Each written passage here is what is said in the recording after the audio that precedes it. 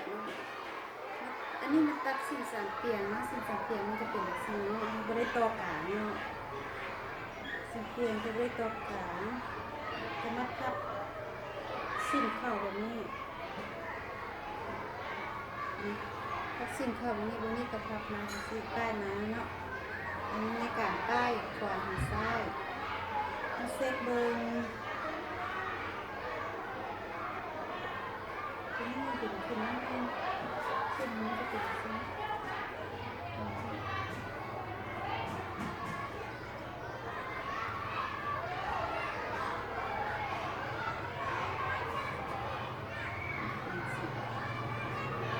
อันนี้เราจะมาแทรกเบิ้งว่าแอลมันถูกต้องหรือเปล่า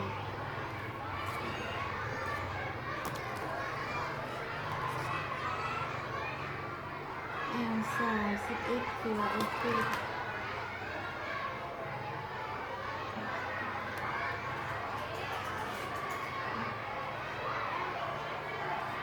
หลังจากเราขัดได้แบบนี้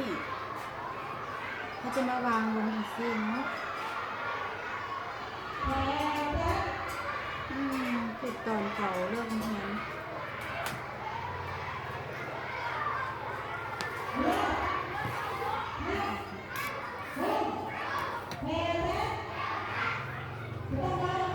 อันนี้ถ้าแต่จุดนี้ลงข่างมาเซฟข่างเก็ดข่างลงเอาลงคืนนิ้วหมายไว้แล้วข่างมือนี่เอาลงคืนนิ้วหมายไว้เรามาใส่แม่บรรทัดโค้งแม่บรรทัดโค้ง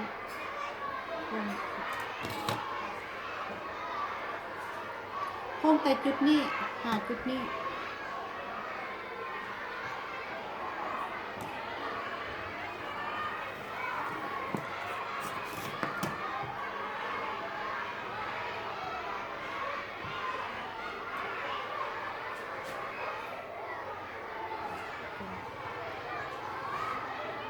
อันนี้มาขีดอันนี้มันทั้งหลังเนาะตัวนี้มันด้านหลังอันนี้มันมาขีดด้านหน้าขีดด้านหน้าอันนี้ขีดออกมาหมายไว้ให้มันเห็นตัวนี้ก็หมายออกมาให้เห็นตัวนี้กำหนดเอาจะอยู่2.6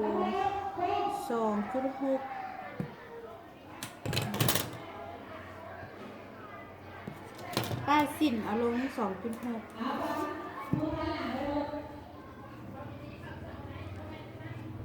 แล้วก็ใส่ให้บรรทัดโค้งตอนขีดด้านหลังจะใส่ไม่บรรทัดตัวนี้มาทางตรงนี้แต่มาขีดด้านหน้าจะใส่ตัวนี้ปีนออกมาทางด้านขวามือแล้วก็มาวางไว้เนาะวางแต่จุดนี้หาจุดป้ายแล้วก็จุดข้างวางไม่บรรทัดให้มันถือกับแต่ละจุดที่เขาหมายไว้กำหนดเอาไว้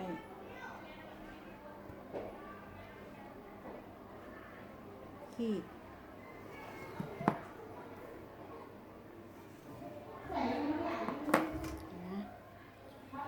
หลังจากขีดได้แล้วเอาไส้เข็มมุดมาคัดเนียนไส้เข็มมุดมาคัดเนียนแค่แต่จุด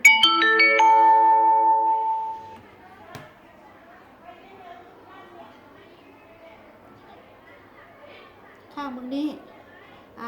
ตัวป้ายทางในนะกับตัววอนพับนี่แม่นเอาเท่ากันถ้าตัวนี้เอาลง2.6จุดเบื้องนี้ตัวป้ายเบื้องนี้กับป้ายทางในนี่ก็ต้องเอาลง2.6เท่ากัน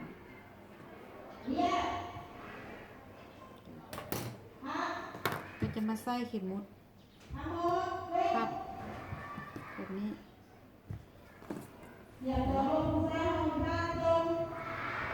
หลังจากคัดได้ทั้งสี่มีใครบ้าง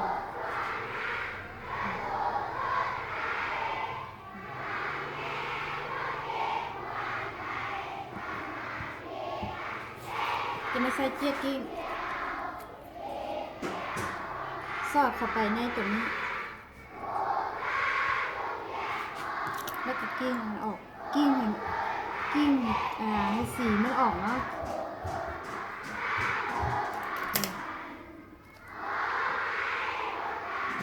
มันบ่เห็นห้อยกิ้งบ่เห็นมันมืด